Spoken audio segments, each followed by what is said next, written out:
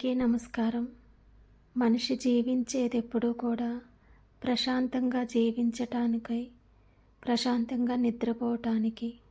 ప్రశాంతతే లేకపోతే ఎంత డబ్బున్నా కూడా అది అనవసరమే అనిపిస్తుంది. అటువంటి ప్రశాంతత ప్రతి మనిషికి లభించాలి అంటే జీవితంలో ఎలాంటి జాగ్రత్తలు తీసుకోవాలి? ప్రతి మనిషి యొక్క మనసు కూడా స్వచ్ఛమైన ప్రేమను, బంధాన్ని ఆశిస్తుంది. కుటుంబంలో అవి లభించాలని కోరుకుంటుంది. స్నేహితులతోనైనా, కుటుంబ సభ్యులతోనైనా. అలా ఉంటేనే తను ప్రశాంతంగా జీవించగలుగుతాడు. అద్దం మీద చిన్న మరక ఉన్నా కూడా మన ముఖం సరిగ్గా అద్దంలో కనిపించదు. అలాగే నీ మనసులో చిన్న నెగిటివ్ ఆలోచన ఉన్నా, అపనమ్మకం ఉన్నా కూడా నువ్వు ప్రశాంతంగా రాత్రి నిద్రపోలేవు కదా. అందుకే ఎప్పుడూ కూడా నెగిటివ్ విషయాల్ని ఎంత తొందరగా వీలైతే అంత తొందరగా మరచిపోవాలి.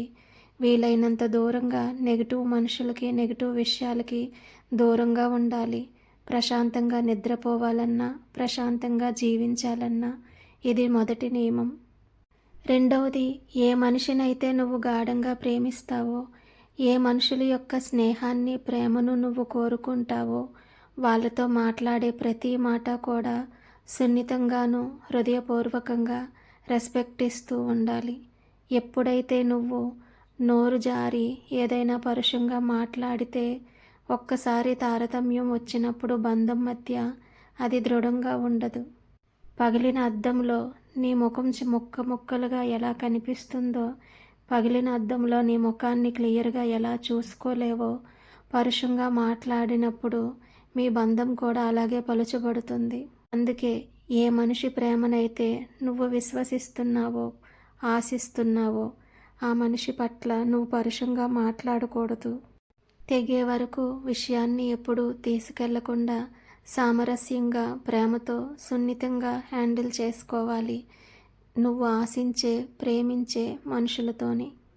ఇంకొక ముఖ్యమైన విషయం ఏమిటంటే, ఏ మనిషి అయితే రోజంతా లీజర్గా, ఖాళీగా సమయాన్ని వృధా చేస్తూ ఉంటాడో ఆ మనిషే ఆలోచించకూడని ఆలోచనలు, నెగిటివ్ ఆలోచనలు, మూడో వ్యక్తి గురించి ఎక్కువగా ఆలోచించటము, చాడీలు చెప్పటము, అనేక దురలవాట్లు ఖాళీగా ఉండే వ్యక్తులకే ఎక్కువగా కలుగుతూ ఉంటాయి. అందుకే నువ్వు ఎప్పుడూ కూడా నీ మనసుని ఖాళీగా ఉంచకూడదు.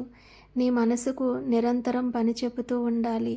ఎప్పుడైతే నిరంతరం నీ మనసుకు పని చెప్తావో, నీ మనసు చురుకుగాను, నీ శరీరం ఆరోగ్యంగాను, నీ మనసు ప్రశాంతంగాను ఉంటుంది. అప్పుడు నీ కుటుంబము, నువ్వు కూడా ప్రశాంతంగా ఉంటారు. సమాజం కూడా ప్రశాంతంగా ఉంటుంది. నీకెంతో ఇష్టమైన కుటుంబ సభ్యులతోనూ, స్నేహితులతోనూ ఎప్పుడూ కూడా స్నేహంగా ఉండాలి అంటే, నువ్వు తప్పు చేసినప్పుడు మనస్ఫూర్తిగా సిగ్గుపడకుండా ఎదుటి వ్యక్తికి సారీ చెప్పినప్పుడు ఎన్ని అలమరికలు వచ్చినా కూడా మరింత దృఢంగా ఆ బంధం ముడిపడుతుంది మీ మధ్యన. చాలామంది సారీ చెప్పాలంటే ఇగో చూపిస్తూ ఉంటారు. ఏ ప్రేమలో అయితే అహంకారం ఉంటుందో ఆ ప్రేమ ఎక్కువ రోజులు నిలబడదు. అందువలనే ప్రేమ పుట్టడానికి తక్కువ సమయం పడుతుంది, కానీ ప్రేమ విరిగిపోవటానికి ఎక్కువ సమయం పట్టదు ఇప్పుడున్న సమాజంలో. అహంకారము, స్వార్థము చూపించకుండా నా అన్న వాళ్ళను ప్రేమించినప్పుడే నీకు చివరి వరకు ఆ బంధము ప్రేమపూర్వకంగా మిగులుతుంది.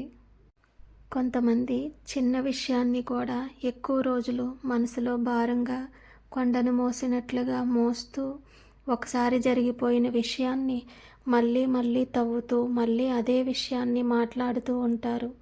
మీరు పదే పదే పాత విషయాలను తవ్వుకుంటూ పదే పదే మీ మనసును గాయపరుచుకోవటమే కాకుండా మీ చుట్టూ ఉన్న వాళ్ళని కూడా ఎంతో బాధకు గురి చేస్తూ ఉంటారు.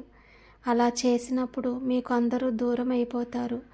ఎవరికైతే మీరు దగ్గర అవ్వాలనుకుంటున్నారో అప్పుడు మీరు పాత విషయాలని ఎప్పటికప్పుడు మర్చిపోతూ ఉండాలి. పాత విషయాలను పదే పదే మనసులో మోస్తూ ఉంటే ఇప్పుడున్న ప్రస్తుతాన్ని ఆనందంగా అనుభవించే అవకాశాన్ని మీరు పూర్తిగా కోల్పోతారు.